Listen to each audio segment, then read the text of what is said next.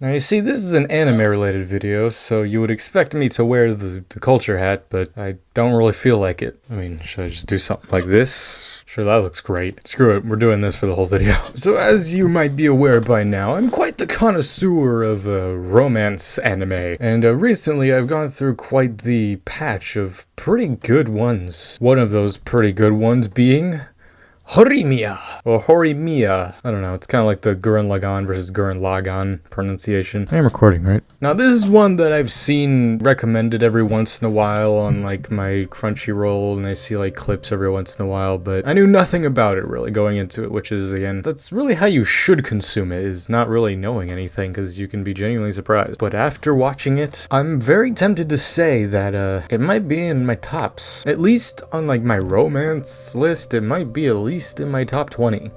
Maybe even top 10. Basic plot synopsis of Horimiya. I'll keep it relatively spoiler-free for this. I mean, as I do for most of my one-off reviews, is I try to keep them relatively spoiler-free. If you had just told me, like, the concept of this show before I watched it, I might have rolled my eyes. Just from the description, kind of, it's like kind of that typical, like, bad boy hooks up with a good girl. Not really, actually. It's not actually like that at all. If anything, when you get further into the story, it's kind of like bad girl, good boy.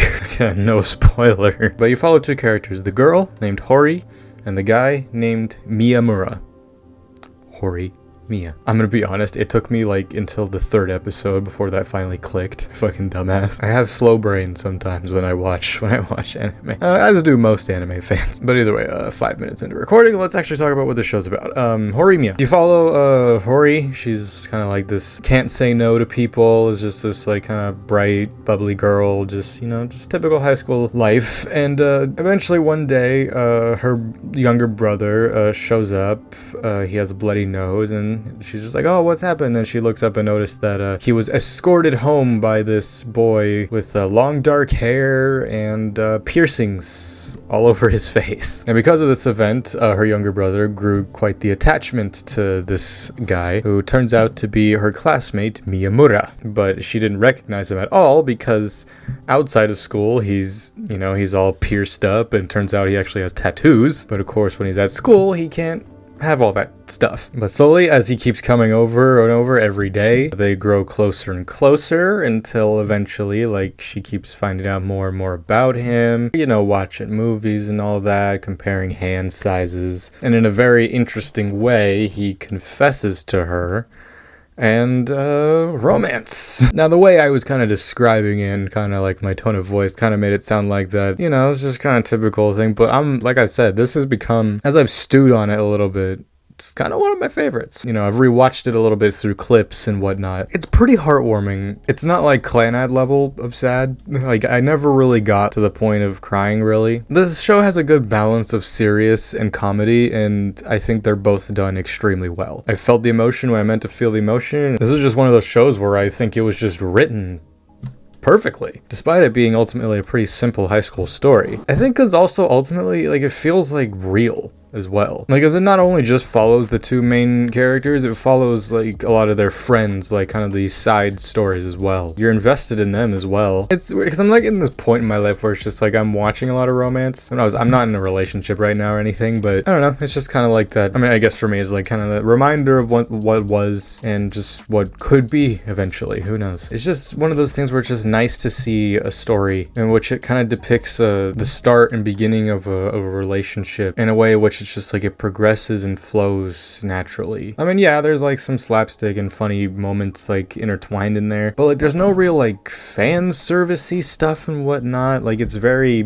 pure in its story and setting. It's like by the end, there isn't a single character who, when they're on screen, you're not like, ugh, or like you want to fast forward. It's always something that you're interested in seeing more of. It's a nice story showing just like from the beginning, seeing this loner kid just going through his day-to-day life, even like contemplating like taking his own life, where by the end he's surrounded by just all these amazing people, and it's just like they all love him for who he is. And it's just like there's a cool scene at the end where he really just like stops and takes in just where life has taken him. Like if one event hadn't occurred at any point, he wouldn't be where he is then, which is a refreshing thing for someone like me, especially because I have those thoughts as well, because like there's a lot of things in my life, not really showing now, but you know, back during that kind of time where it's like if one event was at all different, nothing would have really occurred. I wouldn't have learned what I have learned. I wouldn't have met certain people. I wouldn't have learned a lot more about myself. I wouldn't have changed in such a way. Because like, I'm gonna be honest, like if I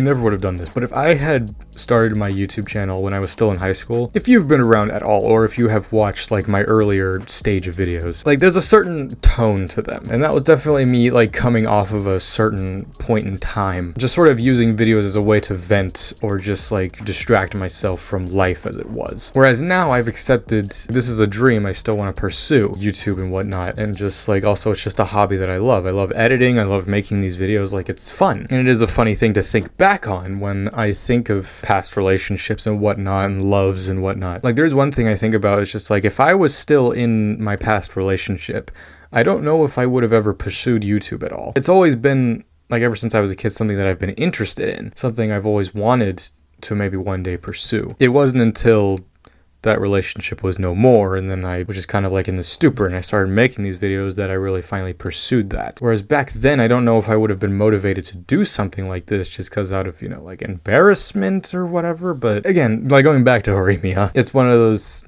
thought-provoking things where it's just like if one thing had ever been different at any point in time, don't know if I'd be here. Don't know if I'd be making these videos. Don't know if I'd be having a channel of almost 100 subscribers. 100 subscribers before the end of the year. Come on, let's do it. I didn't expect to get so philosophical and so retrospective in this review, but you know, here we are. At the end of the day, it's one of those ones where it does make you not just look back on like high school, just like at any point in my life, it's just like if I had pursued anything in a different way or like met certain people at a certain time or did certain things, not in a regret kind of way. Like, of course I have my regrets, but like when it comes to what I have now, I have none. It makes you think about that. Much like how Hori changed Miyamura for the better. I had someone who ultimately, though I have nothing physically or anything to show that that event in time ever really took place, I am definitely different. And if you're just seeing this channel from the outside, like to recommend it, if you don't really know me personally, you just see me as I am, like as a YouTuber. If I had started my channel for whatever reason, like during high school,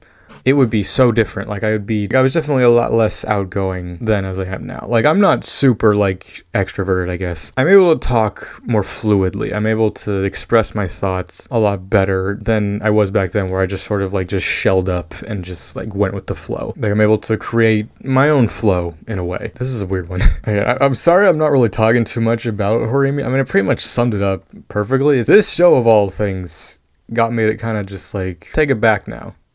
Y'all, one hop this time. I mean, it's been a while since I've kind of gotten a little personal on camera. It's kind of nostalgic. But either way, just to wrap up Horimiya.